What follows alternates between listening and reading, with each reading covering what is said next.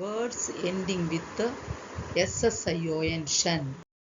ಒಂದೊಂದು ಪದಗಳ ಎಂಡಲ್ಲಿ MIT ಬರುವಾಗ ಅದು ನೌನ್ ಆಗಬೇಕಾದ್ರೆ ಎಂಡಲ್ಲಿ SSION ಬರಬೇಕು. ಉದಾಹರಣೆಗೆ ಅಂದರೆ SUB sub MIT meet submit, SUB sub MI me SSION submission, TRANS trans MIT meet transmit, TRANS trans MI me SSION ಷನ್ transmission.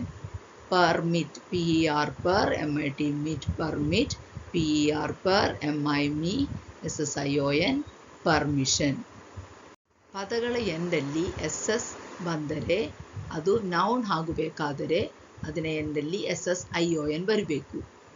ಅದು ಹೇಗೆ ಅಂದರೆ CON ಕಣ್ FESS fess confess, CON con FE fe SSION sion confession, EXX PRESS press express, EXX PRE pre SSION sion expression, DIS this CUSS cus discuss, DIS this CUSSION discussion, IM PRESS press impress, IM PRESSION impression.